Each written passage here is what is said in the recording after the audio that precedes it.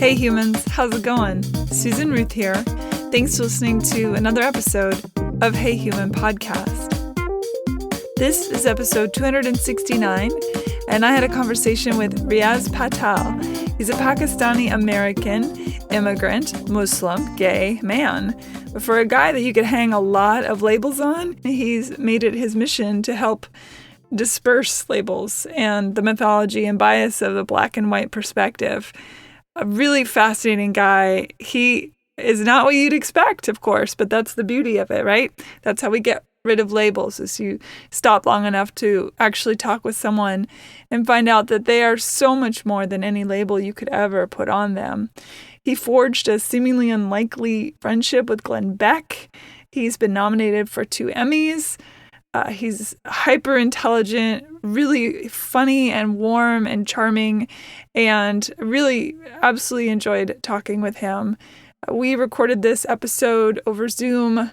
It's been a couple months now. It's taken a little while to get to this one in the queue. It's so up the alley of Hey Human, and the work he's doing is important work, and I think it takes all of us to help make this world a little bit smaller. And I do believe that it's possible. And I believe we're heading in that direction. I'd like to think it's not too late. I know there are many talking heads that want to convince us that it is too late, that the divides are there and that we shall never cross them again. But I don't believe that. So you can check out some of Riaz's work by going to his 4 Chairs show on Facebook. And I'll put a link to that on the heyhumanpodcast.com site as well. The usual stuff. Hey Human Podcast can be found on social media under Facebook and Instagram under Hey Human Podcast. My personal social media is Susan Ruthism, which can be found under Twitter and Facebook and Instagram. You can email me, Susan at heyhumanpodcast.com, of course. Also on heyhumanpodcast.com is the links page. And I have curated a bunch of information about every single one of my guests. And you can do a deep dive on everybody on that links page. And also you will find on the website is the store where you can get Hey Human merch. So if you've always wanted a Hey Human t-shirt or a pencil case or a hat or something, that is a great way to support the show and look good doing it. You can rate and review Hey Human on iTunes or wherever you get your podcasts. If you want to know more about me personally, go to susanruth.com. You can sign up on the mailing list there, and I'll send out mailers every few months to tell you what I'm up to, some cool things I may have seen or read or whatnot. Just a little hello. And you can learn more about my artwork and music and all the other things I do in the world under the susanruth.com. Also, if you're into music, you can go to iTunes or Spotify and find me there under Susan Ruth.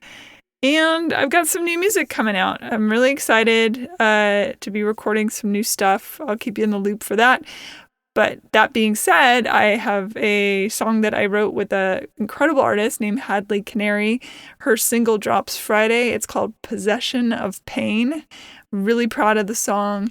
And definitely go check that out. She also is on all the places you would get music. Hadley Canary, HadleyKennary. The song Possession of Pain. She's phenomenal. She's so talented. And I had a blast writing this song with her. So, okay, that's about that. Shows I've been watching, Hacks. I love it. I watched, I think I mentioned this before, but in case I forgot, Inside, Bo Burnham. So great. Mayor of Easttown. Whoo, loved it. I've been kind of binge watching TV. Oh, and Loki. So good. I love it. I'm a big fan of the superhero shows, so I'm digging on Loki. I love it. Plus, Tom Hiddleston. You can't go wrong there. Okay. Enough of all of that stuff. Thank you for listening. Be well. Be kind to each other. Take care of each other. And get into this. Thanks. Here we go.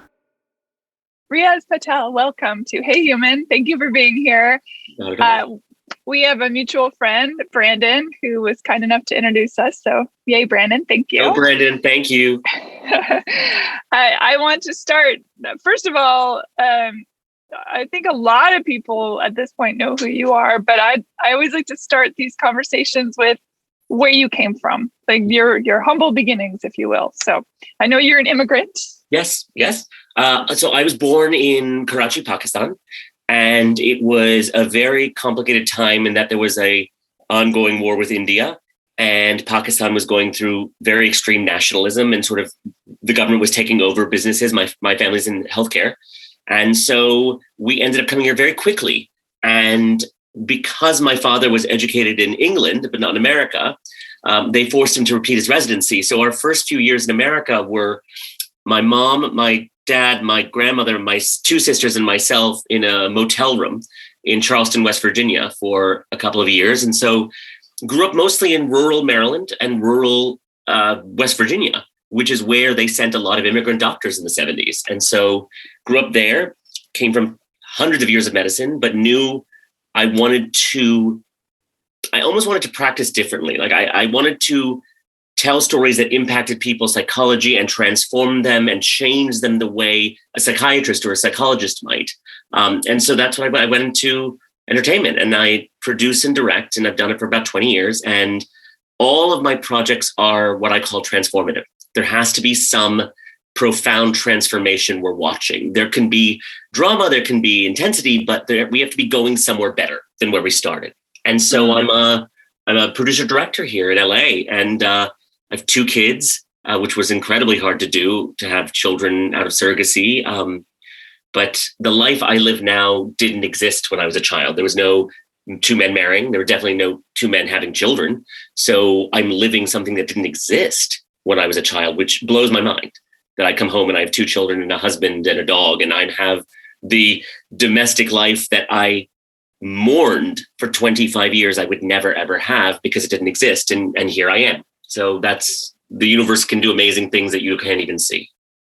Since you grew up in a family that had a medical background, was there an understanding of the fact that you were gay? Did they get it? Because culturally, I imagine not so much. Not so much, no. And not only do I come from hundreds of years of medicine, but I am the last male of my family. I have two sisters. I have all these female cousins. And so growing up, there were two things from an early age I knew, I'm talking about 3, 4, that I had to be a doctor and that I had to get married and have children, neither of which seemed doable or anything I wanted to do. And so the gay thing was hidden, closeted, as most people my age are. I'm 47. Most people my age did not come up till after college, in their mid-20s, because it just wasn't safe. It wasn't really safe on college campuses. It wasn't accepted. And so that was its own journey.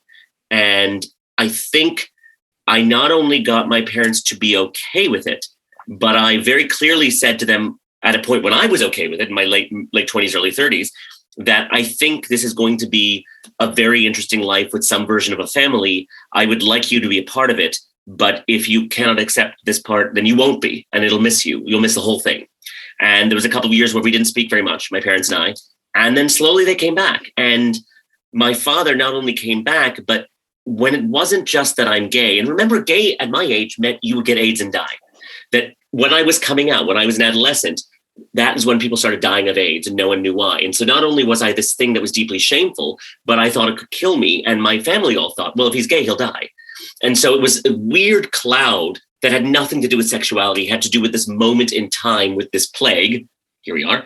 That really changed everyone's opinion of what being gay meant and what would happen. And so I think once my father realized that being gay wasn't this theoretical thing that would put me at risk, but then he met my future husband and said, oh, this is a wonderful man. That's when it clicked with him. And he was like, oh, I have no problem with the gay thing because it's not theoretical. It's literally this person. And I like this person that my son is with. And that's a huge part of, I feel your work is bringing people out of theoretical judgment and putting them into real world situation. I tell people the only way I could exist in this country, I'm a gay Muslim immigrant from one of the most feared countries in the world, Pakistan, until they create some fabulous gay bar in downtown Islamabad I will never walk into a room where I'm the majority. If I'm in the East hemisphere, I'm the Western one. If I'm in the gay bar, I'm the ethnic one. If I'm in mosque, I'm the gay one. I never, ever feel the comfort of being the majority. And the only way I've ever been able to not only humanize myself, but really force equality was through conversation. To say, and it always was, I'm not who you think I am. I'm not who you think I am based on what you saw in the news. I'm not who you think I am based on what just happened the other day. Hugely formative was the Iran hostage crisis in 1979. I was 6 years old in first grade, and all these older students barricaded me into the milk freezer and said, why are your people holding our people hostage? And I was like, I'm not even from Iran. I'm the country next to it. It didn't matter. And so the only way I could ever humanize myself was through conversation. And so years ago, when, 4 or 5 years ago, when people said, I'm unfriending this person, if you vote for Trump, unfriend me. If you vote liberal, unfriend me. I thought, well, that's the only way. The only way to humanize yourself is through conversation. And if you cut off access to that, you will have no understanding. And so my work of my shows and my work outside of my shows in speaking and the stuff the systems I've created of communication are to embrace that the only way forward is communication. You hate racism, it's going to be communication that changes it. You hate systems of equality, it's going to be communication that changes that. I don't believe racism is stomped out through more and more regulation and punitive damages. I think it's through winning hearts and showing them, oh, that belief that you have is actually incorrect. Let me show you my humanity. And those conversations are so vital, and they don't happen now because everyone walks into conversations and they're so fraught with danger. You could offend someone, you could upset someone, you could lose the friendship, you could lose your job. And so conversation to me is the thing I fight for, because there's a way and there's a system that I've developed called EPIC about how to have these conversations, specifically uncomfortable ones. I'm an expert in uncomfortable conversations because I've been having them my whole life. Honestly, it's the premise of this show that I do, Hey Human. And a lot of the people that I speak with on this program is I hear pushback from people saying, how can you talk to that person? Or how can you, and there's always surprise, like, oh, the listening part is what always surprised me. You don't just jump in and say, oh, that's wrong. I said, because it's not the point of it.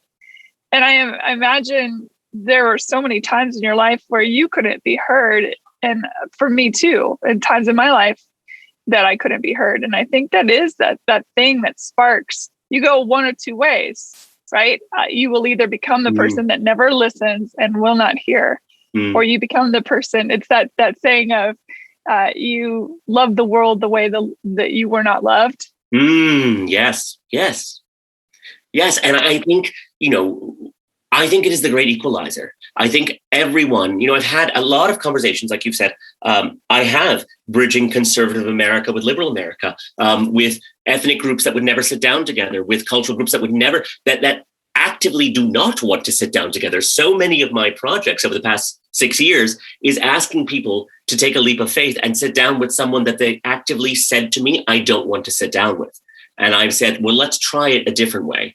And I think, to me, it was very interesting. I was having a conversation with a Korean American friend of mine who's going through obviously, we can see a real moment now, and releasing a lot of pent up stuff about not, Asians and South Asians, when we come to America, we don't make waves. Like, you're the hard worker ones, you're quiet, you don't make waves. And so there's a lot coming up for her.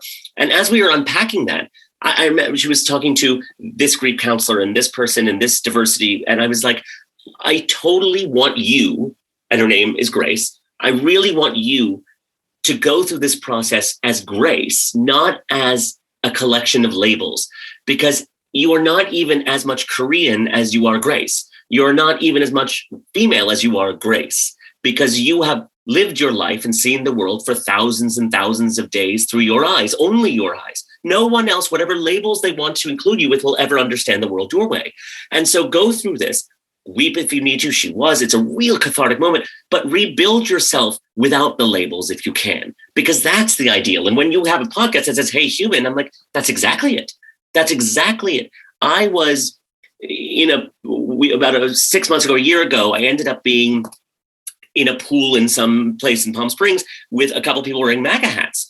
And that's never, ever really upset me, because to a degree, I know what it is. I know it's a trigger. And so I sat to them, I'm like, hey guys, can I ask you a question? And they were so ready to be hated. And after 5 minutes, the older woman, tears coming down her face. And she said, I have never, and she was Armenian, she's about 50. She said, I've never in my old country or in Turkey or in Iran experienced the hatred I have experienced in the past year by wearing this hat.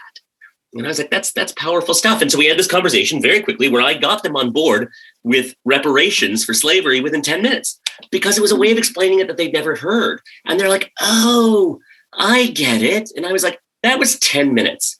What could we do with someone's beliefs or thoughts if we openly welcome to the table and see how can I impact your way of thinking? People are not as entrenched as we believe them to be. The entrenchment comes from self-preservation. Right. The fisticuffs are the starting point. And it's that willingness. I say this all the time on the show. All we want is to be heard and to be seen. Even the darkest parts of ourselves, our shadow places. When we push down our shadow and ignore our shadow, what happens? We get rageful, we shoot people, we get into fights, we cut people off on the freeway. That's your shadow saying, why won't you hear me? If you're not going to hear me, I'm going to be acting out. I'm going to make you hear me. I'm going to make you hear me. I 1,000% agree. And in this moment of time of inclusion, of awareness, all of that is vital, important, incredibly a part of the fabric of America. I'm just very label reticent because they don't honor every part of a person. They're a part. They're a way of describing it. Like, I see behind you a book that is blue. It also has red. It's got gold font. That has nothing to do with what the book is. That is literally me describing it in labels. And so I feel like we've lost a sense of humanity. Very, very, a story I'll unpack here, which I haven't actually told very many people, is my husband runs a nursing home. And so for a year, he has been gone fighting COVID. And eventually when the numbers went up in LA, in end of December, early January, it came to a point where we knew we would get it as a family. And he had been vaccinated, but I wasn't. And we have 2 small children that we knew would be fairly safe. As a family, we decided that he would have to do what he needed to do to keep the patients safe, 59 of them, and that he would generally be exposed to COVID because there's no way it was all over. Every patient had it, every patient, every staff member. The question was, would he isolate from the children? And I said, these kids after a year, we have no family here. They have no friends. This is Christmas. They have no one. You cannot disappear for 10 days. I feel very medically that they will be safe because it does not impact children that young. But if I get COVID, I get it. Let's hope it's not symptomatic. And if I get it, I will know I'll get it and have to look after the children, 3 and 4 on my own, because you have to take care of the facility. That was a deal we made. He did. 4 patients died. More would have. And I got COVID, and I was unfortunately very symptomatic, and it was very bad and very painful and very dark. And for a couple of days, I wasn't sure if we made the right decision. Later, during that time, we decided, my husband and I, we would not tell anyone, because everyone has been binging whatever news source for a year in isolation and cannot see humanity. They can only see the choices, their judgment, your judgment. And so we went through this experience entirely alone. And it was a decision because we did not trust anyone, even the people we know, not to have, well, you shouldn't have, and you should have. And so that happened. A week and a half later, when we were better, I researched one of my best friends. I left her a video saying, look, this is what's happened. I was still in crazy pain. We did the right thing. We looked after the patients. So far, we're almost out of it. And then for the next 2 weeks, she never called. She sent these texts like from afar. And this is a friend of 25 years, close friend. And I was like, what is going on? If I told someone I almost died, wouldn't they reach out? No contact. 2.5 weeks later, I'm like, what is going on? And she's like, well, something in your message just felt very similar to things I've heard from right-wing anti-vaxxing literature. And I just felt very uncomfortable with it. And I was like, I'm so confused because we are vaxxers. We got the vaccine when we could. Like, what are you talking about? And eventually we had the conversation. I'm like, you see no humanity in me after 25 years, that I might have been sick, that I might have died because you're politically slightly offended by something you think I thought I said, which I didn't say. I believe in vaccines. But in a time of that, in a time where I don't think I'll ever be so afraid for my life, hopefully, one of my closest friends of 25 years completely abandoned me, did not see my humanity because she felt I said something that was insensitive to, I don't even know. That is what conversation has become. It is literally, it is these landmines, and they will blow up without you knowing. And then rather than having a conversation, which could be uncomfortable to get to the other side, people just disappear. Not only that, but I think there's people actively looking for something, whether it's taken out of context or something you said 15 years ago or whatever it is, to be their springboard. What frustrates me is that this cancel culture that now is permeating our existence, it leaves no room for growth. No. You're canceled, that's it. And firstly, what would be a person's response to that? More hate, more venom, more isolation. These are not healthy things not a healthy place. If you came to me and said, this is problematic, let's figure out how to help you grow and understand. My God, that would be life-changing, but it doesn't serve the zeitgeist of the moment of this moral superiority. Yes. Moral superiority. I think, and again, I will say I have very direct conversations with people like you are, not in groups, but one-on-one, people on diversity committees that I'm on. And I will at some point be like, do you feel we're headed in the right direction? And quietly looking over their shoulder, they'll be like, no, I'm afraid to say what I think. And these are the most woke liberals are afraid to say what they think. Conservatives afraid to say what they think. Immigrants won't tell you what they think, who they voted for. That makes me sadder than anything, because I think we're entering a time of real isolation and bubbling, where we will now, for the next few years, as we reemerge into the world, only bubble with people that we 100% trust. And so unhealthy. And most of the time, those will be people that are exactly like us. I have a very good friend in Orange County, and she's like, you can see it. The 4 Latino families, they're bubbled together. The 3 Jewish families bubble together. The Black families bubble together. The white Trump bubble together. None of the other children play together now because they're all in their different bubbles.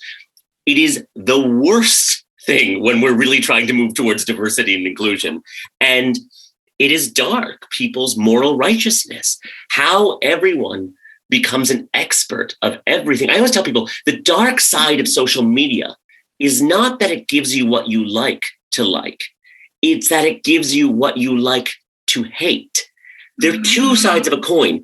If I am believing in my cause and all that social media is giving to me are really beautiful stories about how great my cause is and how much, I'm not going to walk around with rage. It is giving me less of that and more of, this is what you hate about the other side. This is what the other side does wrong. All the outliers, all the crazies of the other side, each get personified and paraded in front of you until not only do you like what you agree with, but you really develop a taste of hate. That is the dark side of social media, that you click like for things you hate. That muscle being trained again and again and again and again leads us to where we are. And it doesn't stop in social media. Of course, we've got Fox News, we've got CNN, we've got two sides of a coin. Yes. Yeah, and they're showing you what they want you to see so that you rageaholic out. Yeah, you're getting that dopamine, and it feels good. It feels good to be mad, and that is just a fucked up place to be when we have gotten to the point where that's our cocaine. I 100% think there is an addiction to outrage. And I'm shocked at some people I know who have for 5 to 6 years been outraged and angry every day, which again is your own choice. What I really don't like is when those people turn on me and say, you're not outraged enough. And then I think, no. I've had so many of my white friends who grew up in America lecture me on racism. And I will look at my own skin, look at them and say, I cannot believe you are telling me that I don't understand racism when I've literally dealt with it every day of my life. White explaining. But I refuse to be angry because I know it's ineffective. I spent decades of my life angry. I'm the gay Muslim. I mean, for a lot of my life, I was like, why am I so fucked? That there's like, I have all these female cousins. I have to be a doctor. I'm living in rural Maryland. There's nowhere to go. There's no identity or representation. I could not find a place where I was heard or felt. And now that I know what that means to someone, I'm never going to take that away from someone. If someone wants to talk and be heard, I will listen.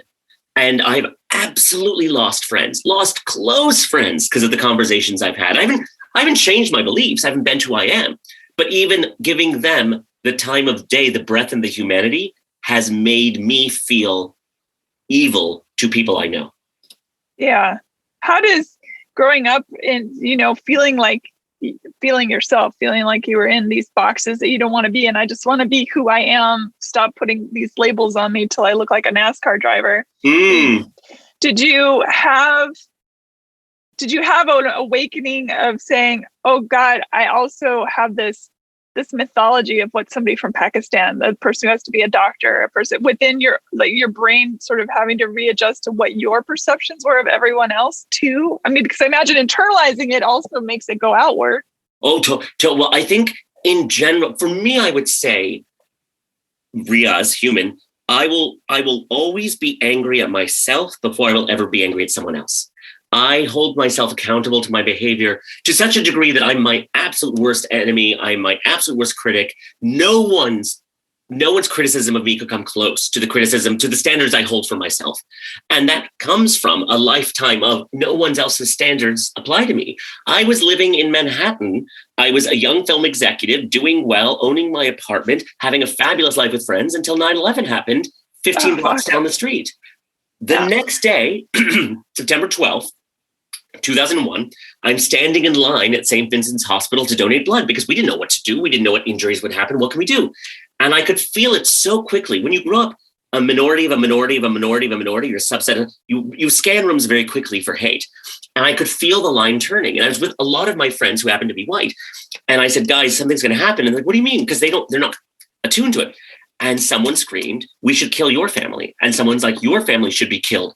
And the line turned on me. My friends, horrified, walked me out, got me home. And for the next few days, some of them would take turns walking me from place to place.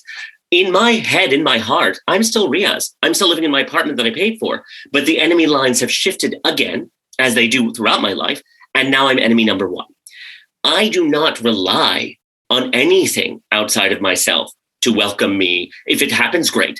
If it's, well, fantastic. But you would have to go through my life and be fairly delusional to lean into trusting large groups of people who like you today and don't like you tomorrow. So I don't believe in a culture of rage. I just don't. I think it's dark. I think it's the thing that you swallow the poison and both of you die when you're rageful. And it's never been effective in my life. It's never been effective in changing the situation I was in, which I was completely powerless.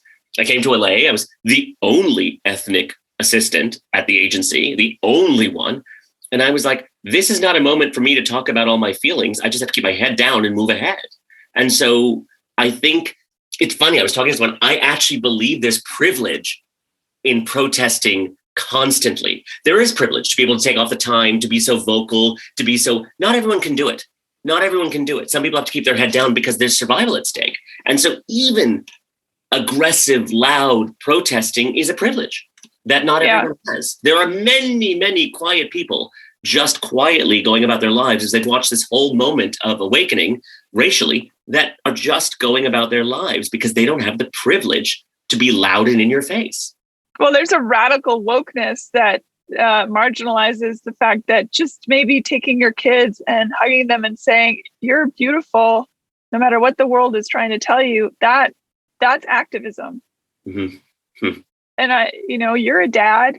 Yeah. I don't have children, but I understand, like, you just talking about the bubbles of families and those kids not being allowed. What a disservice. I will tell you, one of the greatest achievements I have from 2020 is that my kids were 2 and 3 when they went in. One couldn't use the potty. You could barely walk. Like, they're now going to be 4 and 5. That these children have gone through an entire year of pandemic, of their lives being taken away from them, of their friends being taken away, of their family being taken away, all the rage on TV constantly, all the rage and they are content, cheerful, and joyous because I shielded them from it. Because I was like, this is not appropriate for a 3 and a 4-year-old, 2 and 3.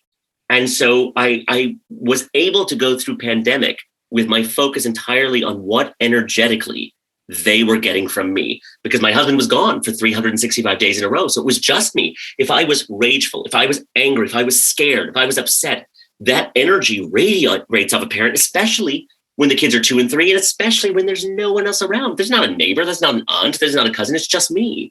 And so I'm very, very proud of my kids are so joyous and happy, because I had to be a wall to keep them from everyone's rage, anger, panic. They are too young.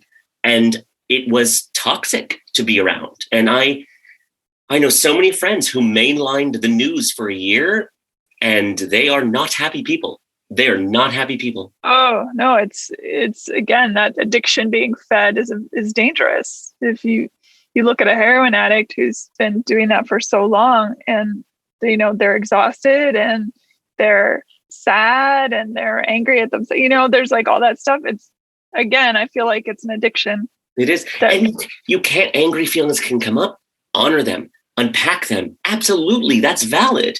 But to live on them and to breathe on them and to force them on everyone else is pretty dark. It's pretty dark. It's so important. Oh, sorry. Go ahead. Go. I was just saying that's why it's so important to read and talk to different things of different culture and different points of view. And you have the project that you I don't know if you're actively doing it now during the pandemic, but the 4 chairs. Yes. Will you talk about that a little bit? Because Sure. I think that's such a powerful tool to help, not only for the people that are experiencing it, what you're doing, but also anyone watching it.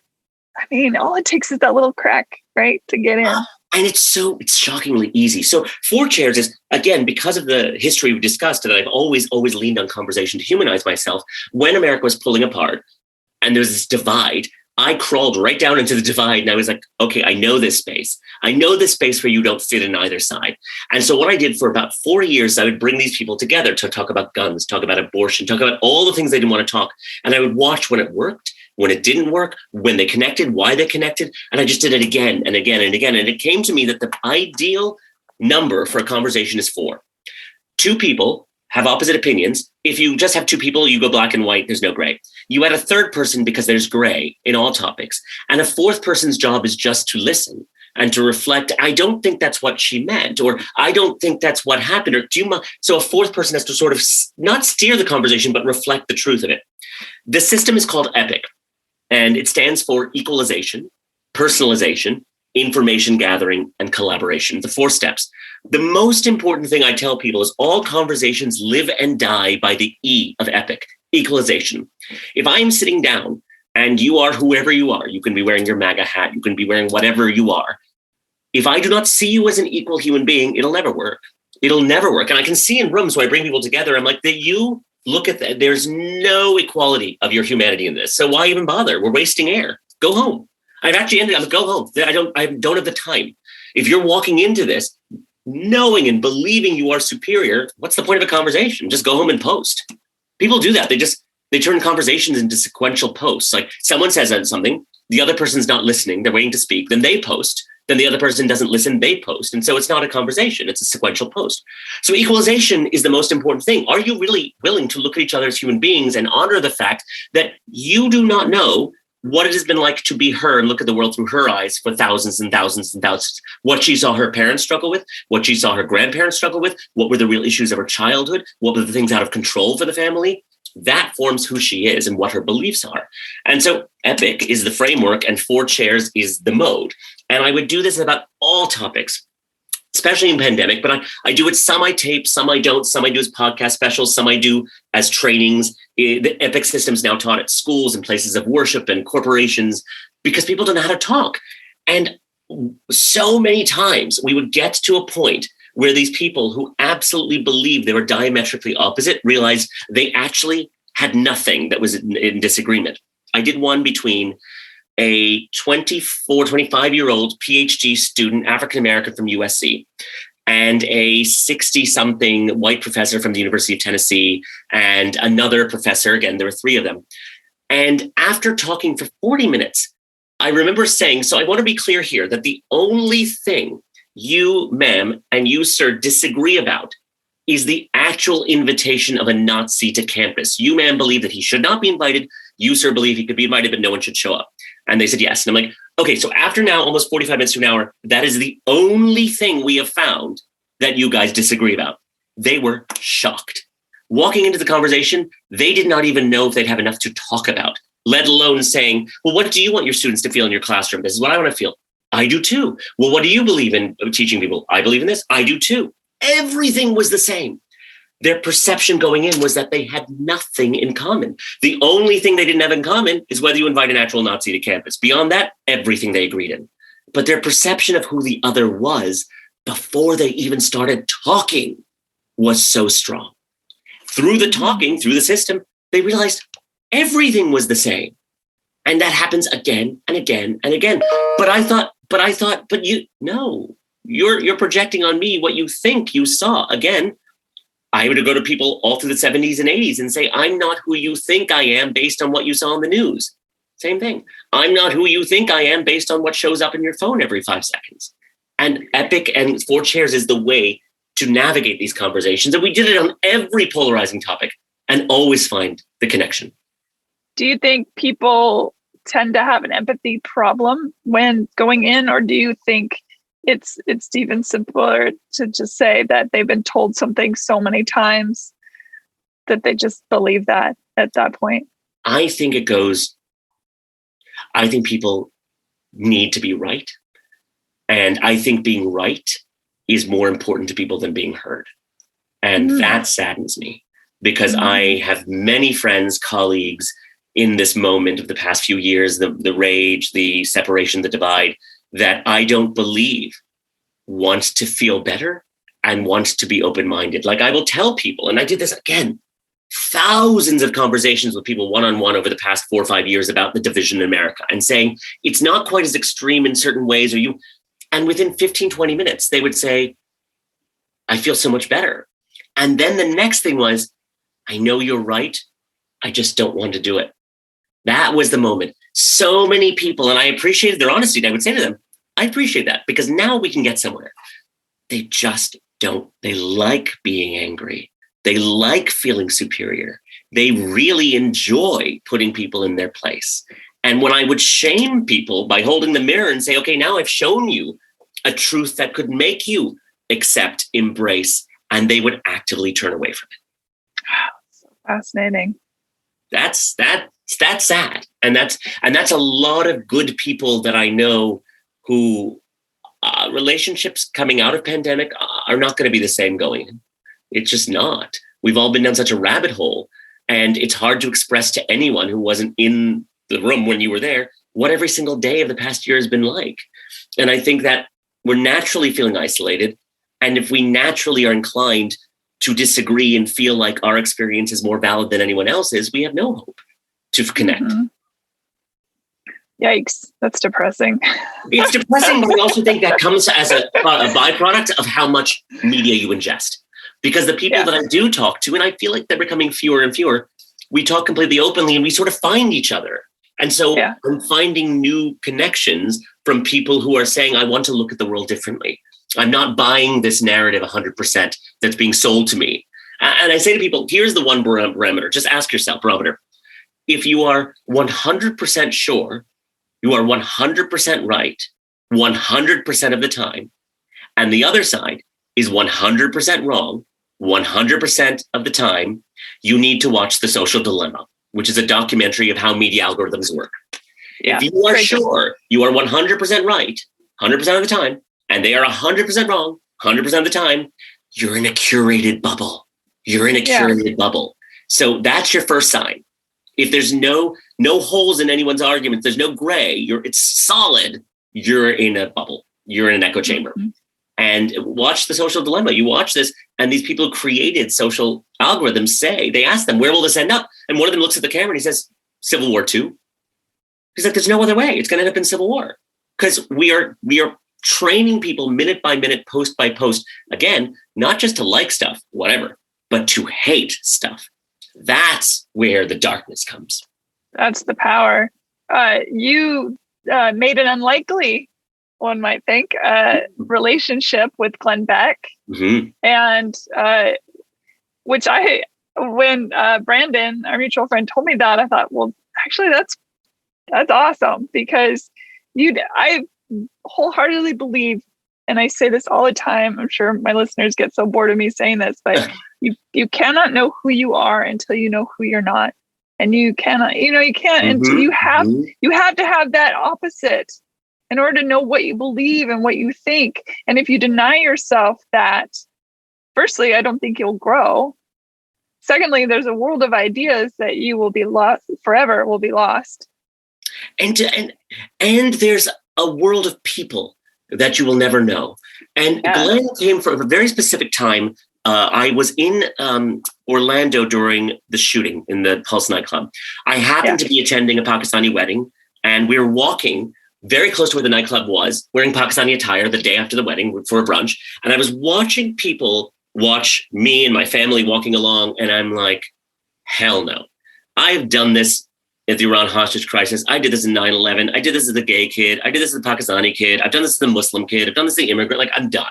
So Glenn and I reached out to Glenn, a conservative radio host and all, and I said, I would like to talk to you less because of who you are and more because I believe your audience will never have a non-aggressive conversation with someone like me.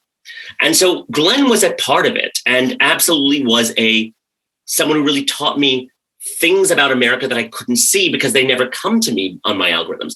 But the audience was what I really did it. And so I did about 25 shows. All of them, to Glenn's credit, I controlled the producing as an executive producer. He said to me, you do it. You teach me what I don't know. And so I would run the show. We would discuss these topics. I would be sitting as me saying, well, the liberal perspective on this. And actually, I wouldn't go as angry. And this is something you may not understand. And we did that for all these shows. And some had audiences, some were in the field, some were we did town halls. And the amount of people, usually white Christian conservatives, would come to me and say, thank you, because no one will talk to us. No one will think we're anything other than racist and dumb and uneducated. And to a degree, and this is, again, we're talking rural Texas, they're like, we know we are. We know there are no resources for us here. So when people on the coast laugh at us and say, you're dumb, racist, and stupid, it's so hurtful because we know we're trapped to a degree by resources and opportunities. And so understanding that audience of millions that I never ever spoke to because I produce projects in Hollywood. So my audience tends to be more liberal on the coast. That was what changed me. Being in their homes, people asking me questions about Islam and my answering them very honestly and not being offended by them because I'm like, they really don't know because they're getting all their information from Fox and they don't know. And so when a person looks you in the eye, you can tell their intention. This wonderful man from the Jeep factory in Toledo, Ohio, he's on the painting floor, reached out to me and said, I will probably lose my job because I ask people, please, can we talk about this? Can we have these conversations? And he's like, I've been written up by HR multiple times. And I honestly just want to talk. And we've spoken now 20 times. He's done a bunch of my 4 chairs. And I was like, this human being, this deplorable, as he would refer to himself. He's like, I know I'm exactly what you guys hate. I'm a blue collar guy with a mullet who lives in a trailer, who doesn't have an education. I have guns.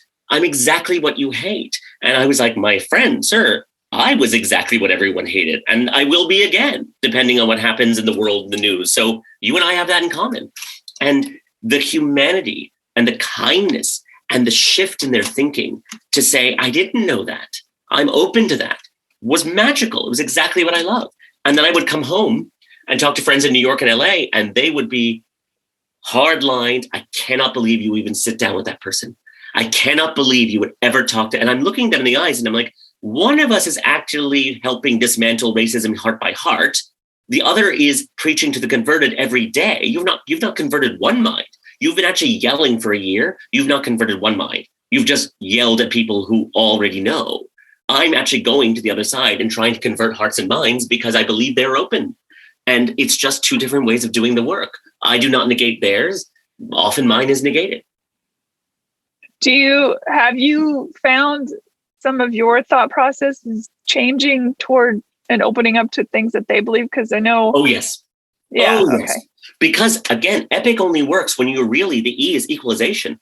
You cannot go into a conversation unless you believe I have as much to learn from you as you have from me. If you do not believe that, if you believe walking in, I'm here to tell you the truth. I'm here to teach you stuff you don't know. I'm here to put you in your place. Why bother Don't waste the oxygen. You're literally wasting oxygen. Just go home. So they completely called me on my judgment. Glenn did, his audience did. So I remember being in the control room about to walk on, and something had happened. I don't remember what it was. And I was like, that guy just couldn't handle it from a ethnic girl. So I don't remember how I said it, but it basically implied that this white guy had a reaction to what this woman said because he can't handle it coming from a minority. And this white guy also in the show turned to me, he's like, what if it had nothing to do with that? What if it just was that her tone upset him? And I looked at the clip again and I was like, that is an instance where I am wrong. You are right. Like, if I'm watching that dynamic, it was about disrespect. It had nothing to do with anyone's skin color. And so they would call me on it when I would knee jerk being like, that's racist, that's racist, that's racist. And they're like, okay, explain what that means. Explain what we do with that term now. That was the fascinating thing. So many times someone would say, okay, I have been labeled by everyone I know is racist. Now what? Now what? Do I just hide as a leper? Like, if you actually point at someone and say you are racist, isn't the job to help them now become unracist? And that was what amazing to me, is once you're labeled, you're just persona non grata. You're expelled, you're gone, you're canceled. And so many times the audience would catch me, even on my tone. I would say things about white people and someone would say, that's a big generalization. And I'm like, you know what? It really pisses me off when someone says something like all Muslims. And here am I doing the exact same thing, all white people.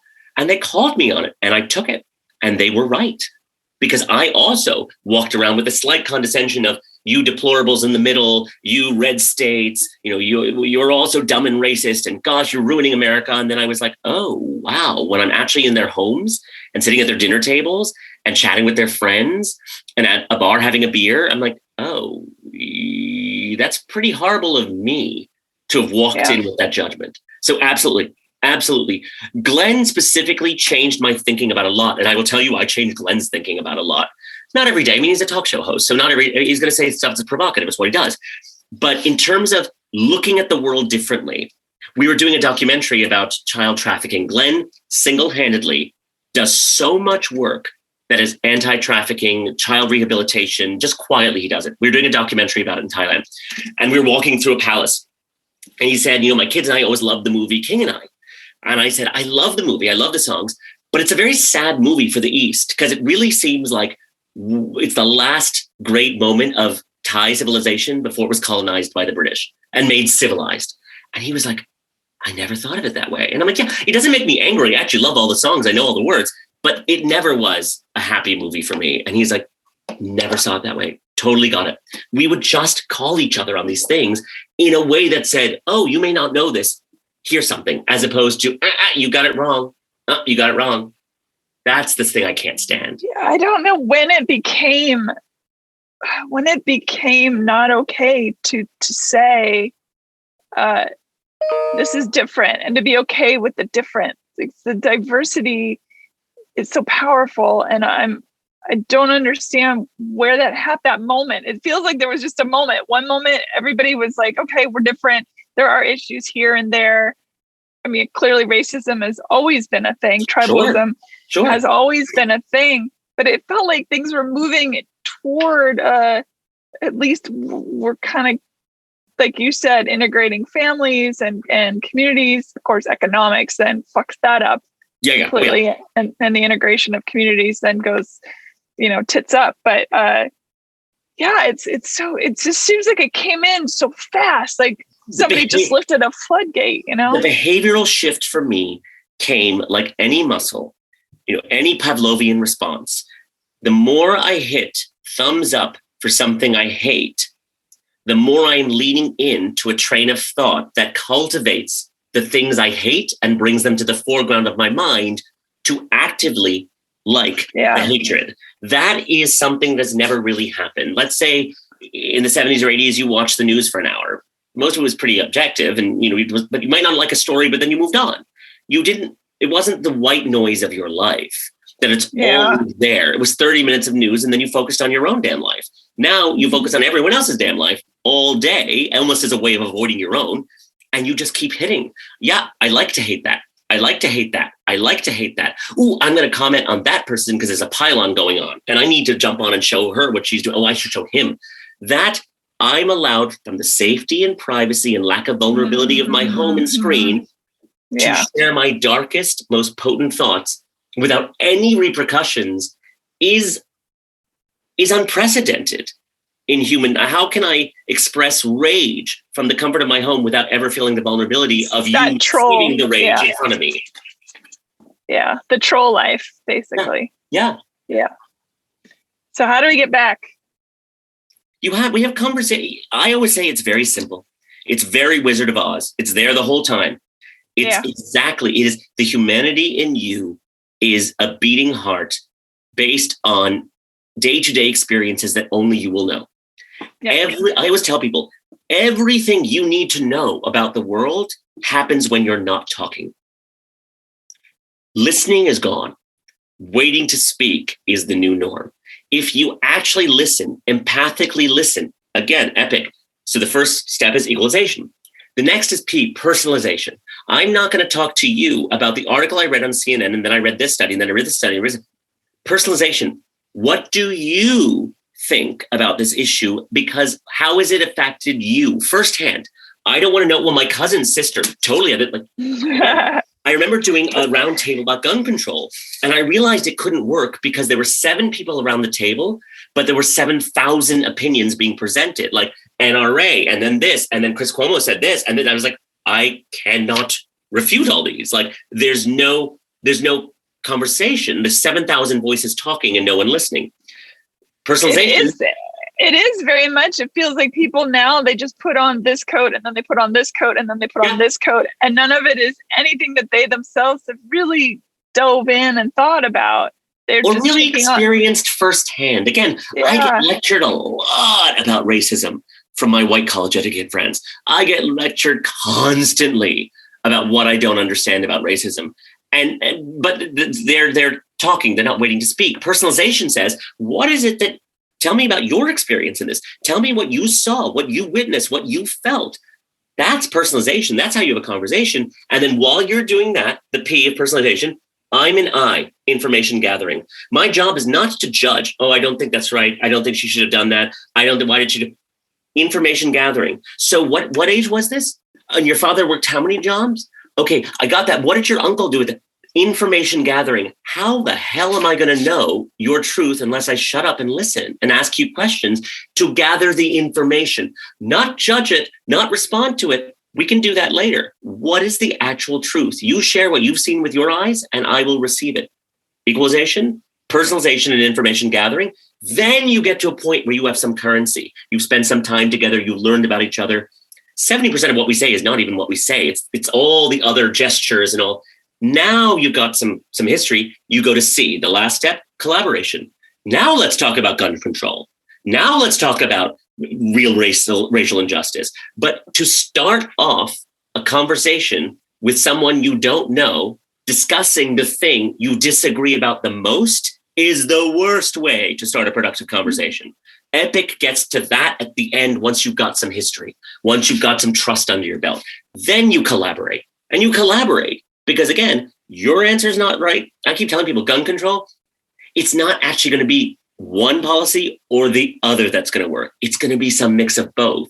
When it comes to education reform, it's going to be some mix of both. It's not going to be one solution entirely or the other solution entirely. If we open to the collaboration, then we can fix the problems. How long have we been talking about bending a knee? We still really rarely discuss the actual racial injustice with the police. We constantly talk about this bending a knee. That's not actually the issue. We've never actually talked about the issue because we get busy and annoyed by all the surface stuff. So to me, we turn it into a cosplay. It becomes its own. Yes. Yeah. And so to me, collaboration, the way of what do we do? How do we get out of it? Is that you equalize yourself with someone, you personalize your experience, you information gather theirs, and then you collaborate to find what you can do to fix the stuff that upsets all of us. I mean, poverty, I don't know a single conservative who's like, I'm okay with poverty. They just believe there's a different way of fixing it. And so their solutions mixed with ours are probably going to be, in fact, I did one radio show with Glenn Beck where I brought Glenn together with my most left socialist leaning friend from Seattle. And they had a conversation about a new microloan program that he launched. And he said in that, and he is the most left. He said, turns out capitalism works as a motivation. And I brought them together and I'm like, this is the point. You are saying that your system divided in your left, socialist, left, Seattle, utilizes principles that Glenn, you and your audience believe in.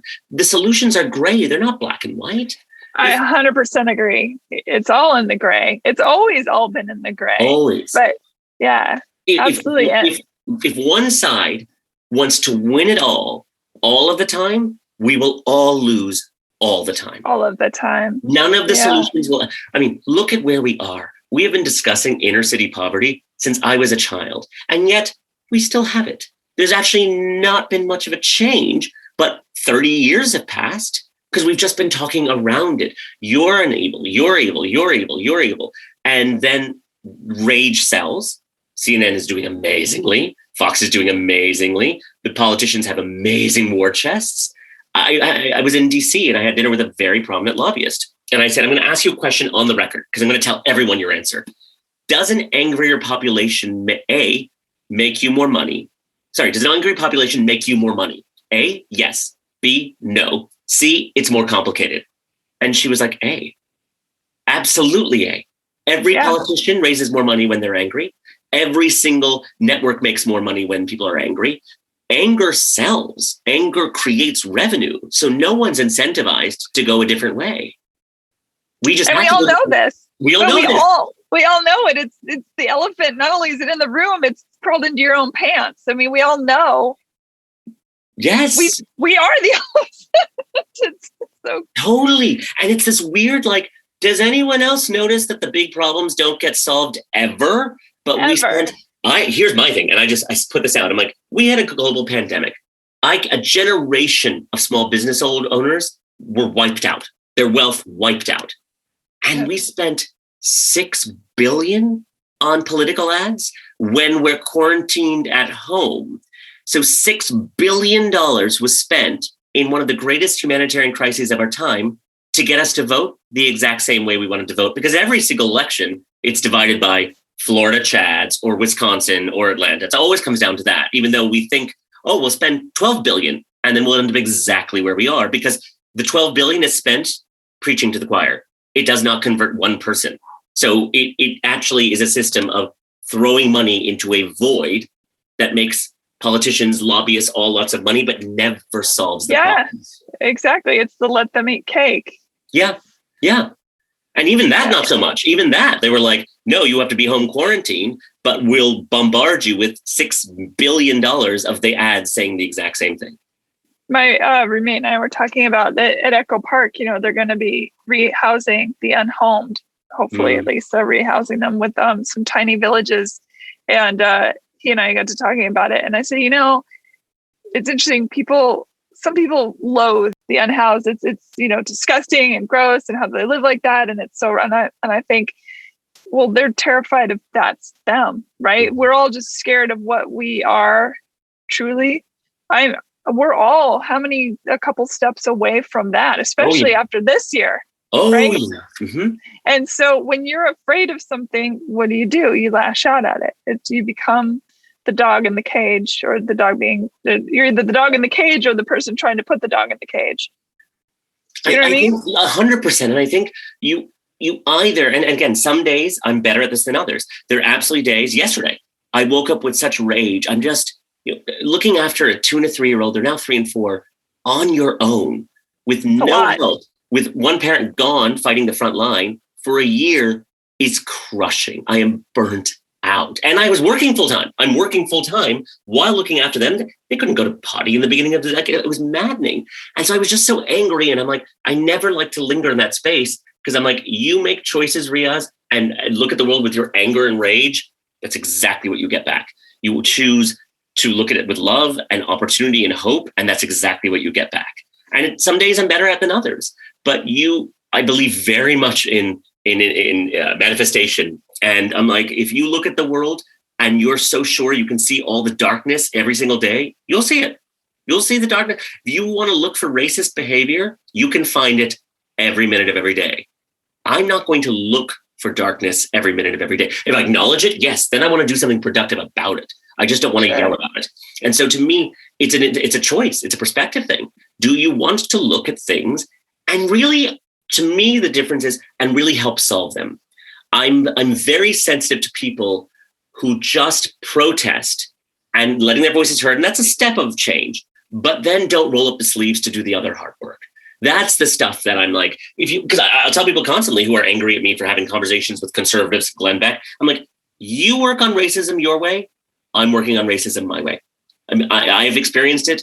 Again, talking to my white college educated friends, I've experienced it a little bit more than you. So I'm going to go at it a productive way. That's my choice. I'm going to take this sum total of unbelievable hatred I've experienced over my life as a gay, as a Muslim, as an immigrant. By the way, haven't even brought up gay parent. That brings up a whole different, when you're in an airport and you see all the moms looking at your child who's having a meltdown because they're having a meltdown, and you can see everyone being like, if there was a woman in that dynamic, he wouldn't be acting out. Like, there's so much judgment. Parenting is run by moms. And when they see gay parents, some love it. It's fabulous. Some, you see the judgment in a way. I'm like, oh, here I am again. Now I'm completely out again in my life in a way that's now I'm being judged for my parenting. I have had so much hate and anger of so many kinds that sometimes people were punching me and I didn't know what. I'm like, so, excuse me, is it the gay thing that you're upset about, or is it the Muslim thing? I had a neighbor 2 years ago refused to speak to me, refused to ask for separate trash cans from my apartment, my husband and mine, from her. And we're like, why does she want separate trash cans? And we thought, oh, she must hate Muslims. She must hate immigrants. She must think we're dirty. Nope, it was the gay thing. She thought we had AIDS. She assumed we had AIDS, and if she used the same trash can, she'd get AIDS too. So a whole year, I was like, God, she hates ethnic people. It wasn't even that. It was the gay thing. Sometimes I don't even know what it is about me that people hate. It's like presenting the sorting hat and just saying, yes, stick your hand in there. Whatever you pick out, you get to hate me for. Just let me know so I know what I'm refuting. So I've taken that on board in my life, done a hell of a lot of work on myself, and I choose to engage the world as productively as I can. I do not find at this point in my life just being rageful and angry and pointing out the discrepancies in the darkness does enough. I need to actually roll up my sleeves and do the work. And that's my choice. But by doing the work, I've absolutely been dragged over the coals by friends, family. And that's hard because I'm like, now it's coming from my own side. And but again, I'll be walking in New York City on September 10th. And I'm all good. And September 11th happens, and I'm public enemy number 1. So it's not my first rodeo. And also being from Pakistan, which most people wouldn't, most people have a small sense of geography. So you get pushed aside when now the Asian hate, even though you are part of that culture, people have no clue for the most part. No. So now you're yeah. And again, that's like, I don't need to be on every bandwagon, but there is a... You're supposed to be hating me right now. I know. It's like my moment to be...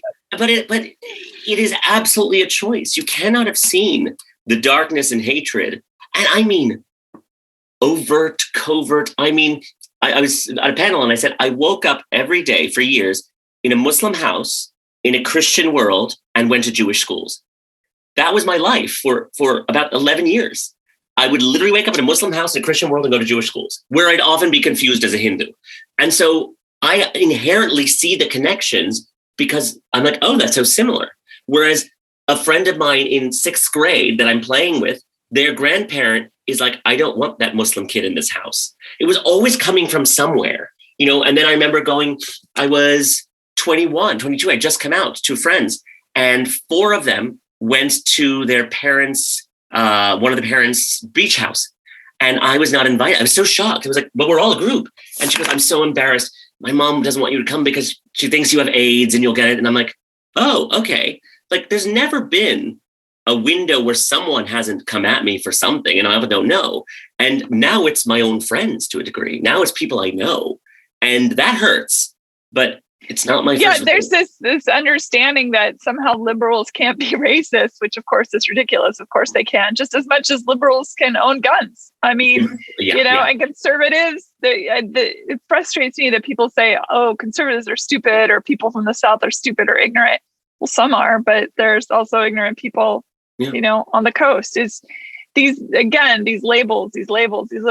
When you're a dad bringing up kids now. And your kids are at an age where they're just coming into that time where they're going to not only look at themselves, but look at others and go, what's the same Z's and different Z's, and things like that, just by the basis of like, you have a penis, I have a vagina, that kind of stuff to more, you have two dads, you have a mommy and a daddy, you have two mommies, whatever, or you have a single parent.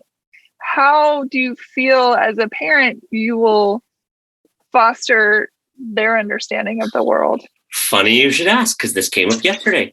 My 4-year-old daughter came home, and after dinner, we were on the couch chatting, and she said, "Daddy, who are you married to?" And I said, "I'm married to Papa."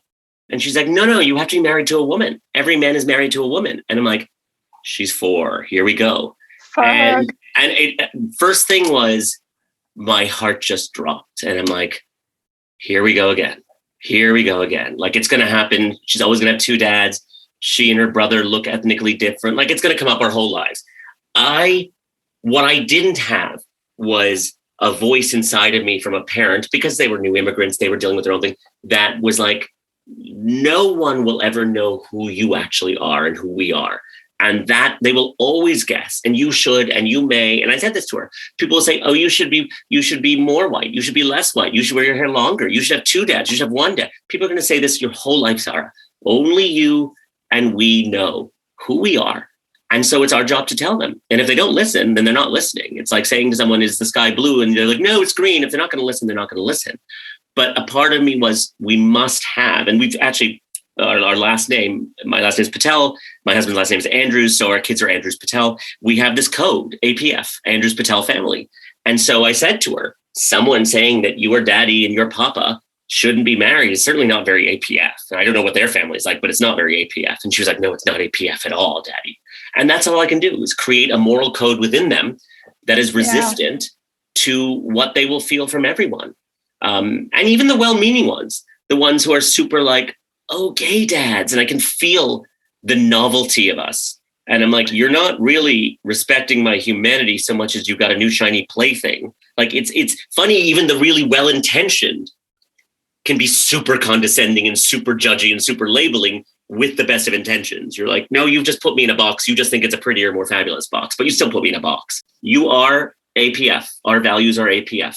And that's who we are. Yeah.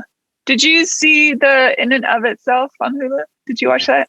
Yes. I fucking loved it. I loved it so much. A bunch of people called me and say, "There's something this guy does that you do," which is when I'm sitting with someone, whether it's a Glenn Beck, whether it's Saudi Arabian royalty, whether it's a homeless person under a bridge, whether it's someone in their trailer, that I'm like, I see who you are. And then we have this unbelievable human to human connection where then they see themselves differently. And that's what I loved about it. Same. I mean, same. I felt that kinship too. Yes. What you do. Absolutely. Yes. Is who are you, human?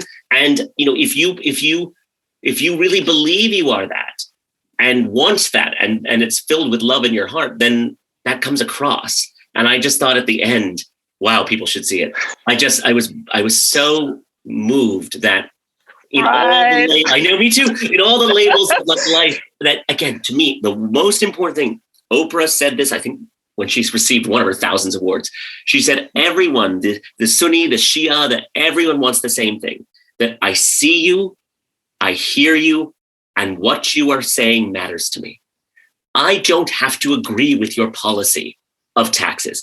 I don't have to agree with your policy on immigration. I don't know a conservative who's like, "I hate immigrants." They just want some control, some boundaries. And again, where those boundaries are, we can discuss, we can debate. But I've never known a conservative who's like, "I don't like any foreign people." They even in rural America, their towns, the strip malls have a Vietnamese restaurant and an Indian restaurant and a Pakistani doctor and a Cambodian. They know the world. They're not as isolated as people think. But I just think for someone to say, "I see you, I hear you, and what you feel matters to me." And again, this Armenian woman, 50s, the wailing of tears when she said, the things I have been spat on for wearing this hat. I have been spat on. I have been yelled at. I have been shoved. I have been physically pushed. And I'm like, that's the kind of stuff that you hear about in really dark societies. And here we are in America. And they do it with blacks, and they do it with the MAGA hats, and they do it with the, like, it's both sides. The masks. It cuts both ways. Yes, it cuts both ways. Yeah, the masks have become this new weird stomping ground as well. Yeah, I look forward to the label just being human, and that's it. But then the aliens, which is what you're doing. Yeah, but then the aliens will come and they'll be like, "Whoa, hey, there's enough room for us all. You know, it's like, I will say there are so many people I know, and when I think about who they are, and I'm saying this for me, like, I know a lot of gay men who have only gay friends and they live in a gay area. And I'm like, that's great, because that's how you see yourself. If you look at who you are, your labels, you know, gay is pretty high for you on the top. And that's why you make the choices you do. For me, weirdly, gay was never 1, 2, or 3. And so most of my friends happen to be straight. I've got some gay friends, but it's never been my whole world, because the way I see myself, gay is like the 4th or 5th. Muslim is maybe like the 3rd. You know, intellectual human empath is probably 1st. And so it's how you see yourself and how you see others. If you look at yourself as, I am this label, disabled, then you will look at everyone as labels. And then we all end up in boxes, and we hope the boxes have the correct PC labels, but we're still in boxes. We're still in boxes. It's tricky too, because I interviewed Grand Dragon and the KKK for this show. Mm-hmm. And it was really intense, and it was a fantastic conversation. And, you know, I got a lot of pushback from my friends who thought it was insane. And one of the things I said was, that could be me. And they're like, that would never be you. I was like, no, it absolutely could be me. If I was raised in his family, if I learned to hate something because that was how I learned my love language, then that would be me. All it does is you take one person, stick them there. It's like, this is the thing. It's, you're not so far removed from your quote unquote monsters that you've made in your head. Do you ever listen to Katie Byron, the work? Oh my God, you have to. She's an amazing woman, probably in her 60s maybe. And she does this really, like, she does what's known as the work. And she was talking a while ago, did a lot of sessions for people who are having problems sleeping about Trump being elected. And she's very, very gentle. And she said, this woman came and she's like, I feel like he's creating holocausts, and this holocaust of fire and death and this. And Katie's so gentle. She's like, he isn't. You are. You just mentioned it. You just brought it up. And she said so nicely, loving. She goes, the woman says, I cannot imagine someone voting that way. And Katie she's like, of course you can. If you lived their life the way they did, you'd vote that way too. Like, it's such a simple way to see it. I'm like, oh, you've lived day after day and seeing the world your way. You saw what your father went through, your mother went through. You saw the way kids played with you and didn't play with you. That's formed who you are. And so it's amazing to me when we talk to people and we judge them for the thing they did yesterday, but not the 20 years of friendship. And like, again, my friend, my own close friend, my 25 years of friendship gone. My humanity gone. We grew up together in the industry. We've known each other since we were kids in New York. Gone. She thought I said something similar to right-wing anti-vaccine literature, which I didn't, because I'm from a medical family and I believe in vaccines. So I don't even know what it was. But she thought she saw it and therefore could not empathize with me in my sickness and pain. That's pretty dark. Yeah, it's tricky. It's tricky. It's tricky to be human. But I do think it starts with, I dare you to listen.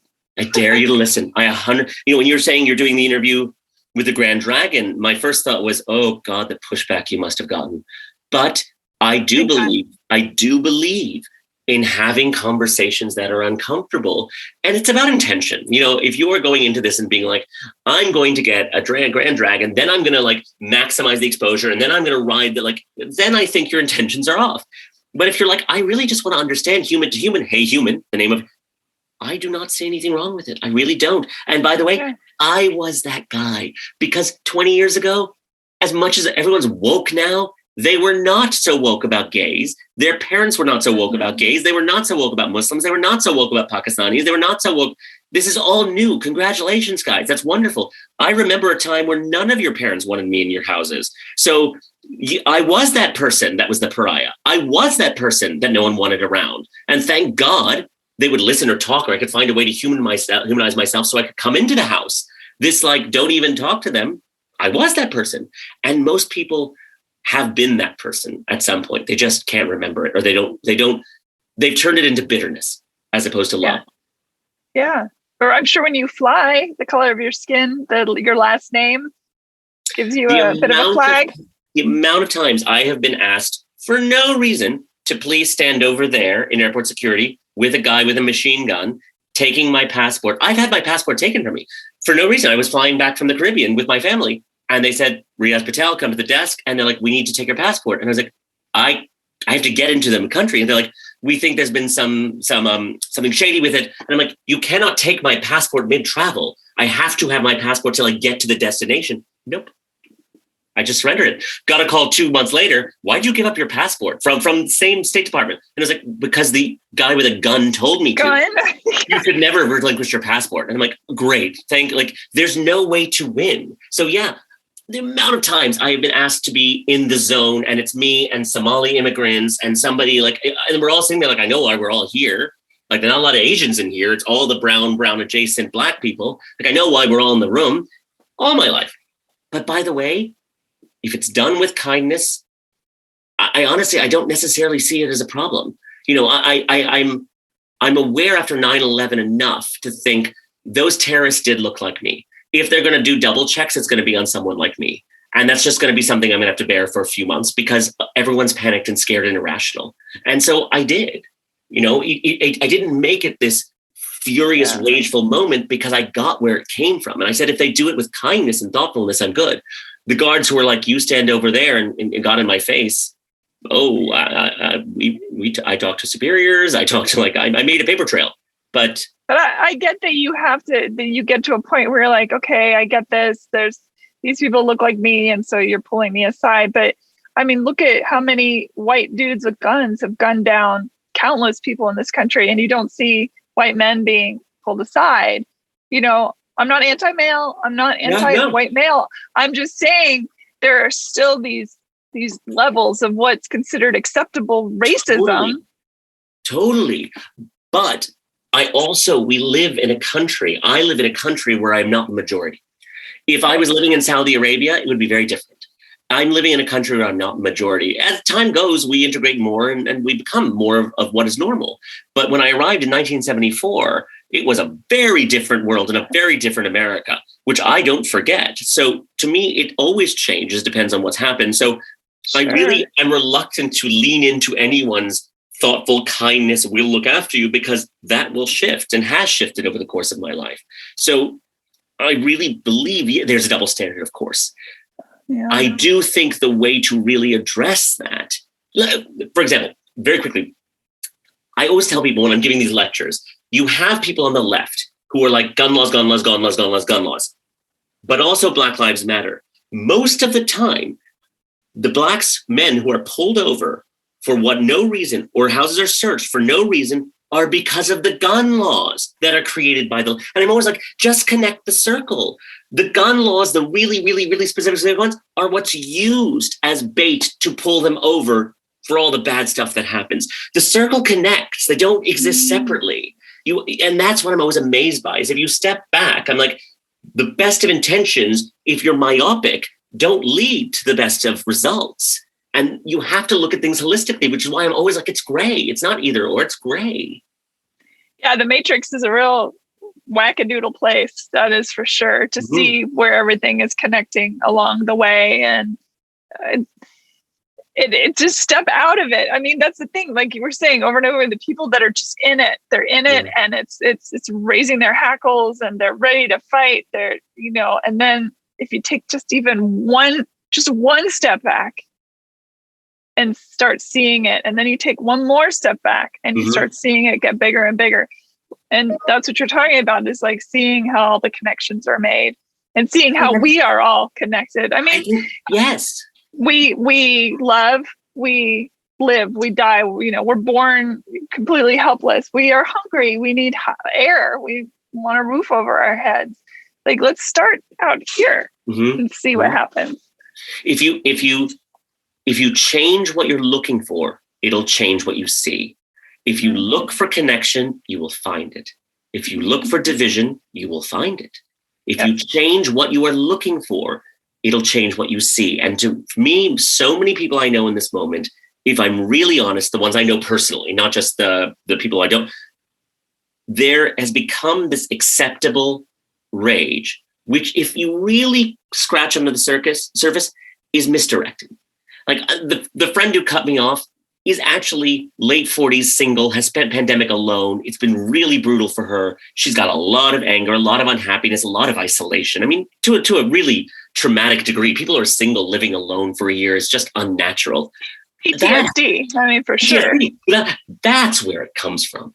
Yeah. She's not really like, you got COVID in May. Like, it's a misdirection, but it's an appropriate misdirection for her because it's moral righteousness. And so everyone's like, bravo, bravo, we'll like it, bravo. And that's the dark, because when you start really reinforcing negative, like you really called that person out and then 72 people liked you calling that person out. That's the darkness. I keep saying the reinforcement, the Pavlovian reinforcement of liking things you hate is unprecedented in our time. In the 1800s, they did not read newspapers filled of things they hate. Now I've curated everything you hate, even more than everything you love. Because if you hate it, it's a more active engagement. It makes you tune into the news. It makes you read the next article. It makes you watch the next documentary. If I get you angry and activated, I've got you. And it makes you spend the most money too. There's a lot of money to be made off of rage. So much money to be made off of rage, not just with the networks themselves, but with the people that are writing books about why you should be outraged. The other day I was watching something and I was like, oh my God, now what we've just watched is someone commenting on the commentary that someone commented on about the thing that happened. We are 4 steps removed, and this was on CNN. We are 4 steps removed from the actual quote. Then there was the reaction to the quote. Then someone reacted to the reaction to the quote. And now someone on primetime is analyzing the reaction to the quote. So we're really down the rabbit hole. And it's now 24 hours a day of programming that way. Yeah. And then that 4th one's going to write a book about it and make millions of dollars. Mm-hmm. I mean, I remember being at CNN, and if this comes out, I'll get canceled. But I was at CNN because I pitch shows. And I said, close the door. And I was like, let me show you this video that you ran 2 days ago. And this is right after Trump won. So people are angry, safe spaces, crying. It's a meltdown.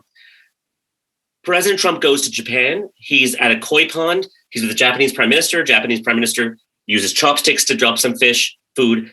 Trump does some fish food with chopsticks. And then Trump takes the whole thing and dumps it in. And the whole headline is Trump embarrasses America. But I'm looking at the footage and I'm like, that's an unmotivated zoom in. Like, not only is it unmotivated, but the quality of the footage is different. So I searched for the actual footage on AP Reuters, and it's Japanese prime minister chopsticks, Trump chopsticks, Japanese prime minister dumps the food, Trump dumps the food. And so I'm in CNN and I'm like, you actually, not you personally, I'm talking to someone else, CNN actually doctored footage 3 weeks after the election when people are throwing themselves off buildings. Did we need more rage than what we already have?